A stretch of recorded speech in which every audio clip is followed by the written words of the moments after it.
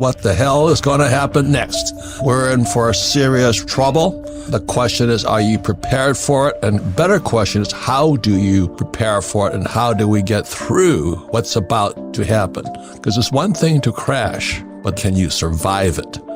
Now, I want you to know 25 years ago, what Richard was saying was blasphemous. It's treasonous. How dare he talk about that?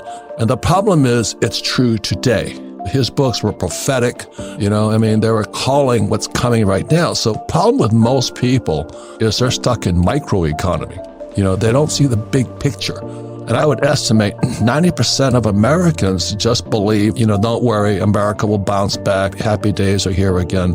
And as a U.S. Marine, we call the people who are stuck in the microeconomy, they got their heads up their asses. They can't even see what's happening in the real world. So I talked to many real estate agents here in Arizona and said, don't worry, interest rates are going up and all this stuff, but don't worry, Arizona is hot. That's true because the people are migrating out of California, Chicago, New York, and now Florida, they're moving here, So Arizona is good. So on the micro scale, these real estate agents are accurate. They're going, I don't have to worry, man. I live in Arizona. So that's having your head up your ass as far as I'm concerned because you can't see the macro. And when you look at the macro, the whole world is collapsing around them. And it's going to be good for Arizona, maybe because people will move here and all this stuff. Let's say that China whacks Taiwan. Well, that's good for me in Hawaii because all those Taiwanese will move to either California, Arizona, or Hawaii. So that's micro and macro. So let me give you the definition of micro is you got your head up your ass. You better stand around and take a look at what's going on. Richard has been to our events and he's taught, and people always get blown away because they find out how micro they are. So my friend, you've been calling this for a long time. The dollar is in crisis, isn't it? Well, so our economic system is in crisis, and I'm really worried now that we're on the verge of a serious economic crisis that could see the destruction of trillions of dollars of additional wealth before this thing is over. Give me a break. Are we corrupt or what? Has it been corrupted? Capitalism, in my view, became corrupted at the fundamental level when we stopped backing dollars with gold. Yes. And to make a long story short, this unleashed an explosion of credit. Credit absolutely exploded. Total credit or total debt in the United States grew from $1 trillion when I was 3 years old in 1964 to $91 trillion now. From $1 to $91 trillion in my lifetime. And during that process, that created a great deal of wealth, a great deal of economic growth in the United States and all around the world. But our economy became addicted to credit growth. Our economy must have credit growth to stay out of crisis. And now credit is contracting when you adjust it for inflation.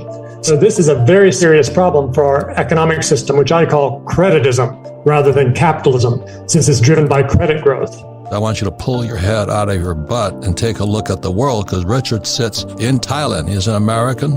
He sits out there and he can see the world, but Americans can't see past their house. Micro is this. You're pumping gas into your leased SUV and you're going, why is the price of oil going up? That's micro. They can't see it. But inflation, I'm afraid, is systemic now. And a lot of it is because what Richard's talking about is creditism. They just print so much money. Instead of solving the problems, they print money. And now it's going to backfire on everybody. Nord Stream 2, they torpedoed the pipeline. You have the war in the Ukraine. The English pound crashed. Japan's yen is in serious trouble. And I guess North Korea fired some rocket at the Japanese. You have inflation being systemic. And you have the BRICS. BRICS, Brazil, Russia, India, China, South Africa. You want to take anyone on? First of all, what happened to the English pound? Because that's with the gilts and all that other stuff. Gilts is a government bond or something like that from England. Right.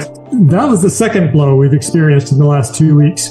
What happened there was the new English Prime Minister and her finance minister announced very large tax cuts, very, very large tax cuts, with a lot of this going to the wealthy people, the wealthiest parts of society. And that meant that the UK government was going to have to borrow a great deal of additional money just at the time when the Bank of England, which had been buying government bonds through its quantitative easing program, it was planning to start selling government bonds. So suddenly, England looked like a third world country. Its interest rates on its government bonds doubled in about a 2-week period. They went from 2% on a 10-year government bond yield to 4%. Normally, that would make the currency appreciate, but the English pound started dropping like a rock. On Monday morning, it dropped to 103 to the dollar, the lowest in history.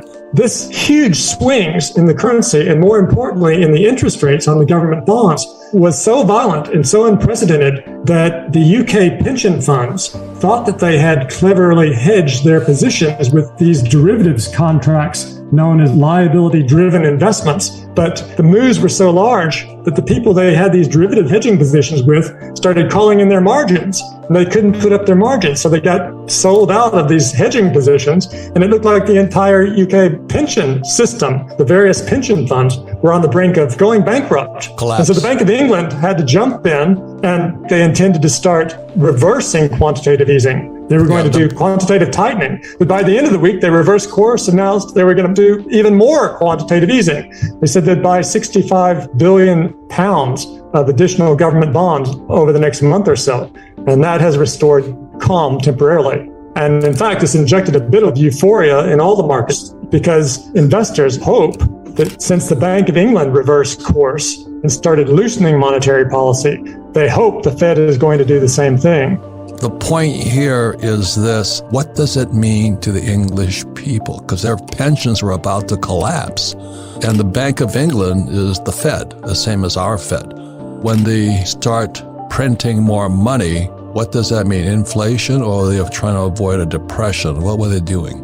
Well, the first move is to try to avoid a depression. That was what they had to do first. They had to act as a lender of last resort. No one else would provide money to support the financial system in England. And so England said, we'll do it. We'll create a bunch of money and we'll restore order. And they did. That's been the problem since about 1998 when long-term capital management crashed and the Fed had to bail out a hedge fund. And Jim Rickards, his question was back then, who bails out the Fed? And I think we're kind of there now. Who's going to bail out the Bank of England? And who's going to bail out the Fed and all the Bank of Japan and all these central banks? Well, the central banks have had it very easy for the last 3.5 decades because globalization was extremely deflationary. It was pushing down prices and the inflation rate was very low, so interest rates were very low. So they could get away with printing a whole lot of money without causing high rates of inflation. And by printing a lot of money, they would buy government bonds, and that would finance government spending and let the government spend a lot of money and stimulate the economy that way. So this was Goldilocks for 3.5 decades. But suddenly now globalization is going at least partially into reverse.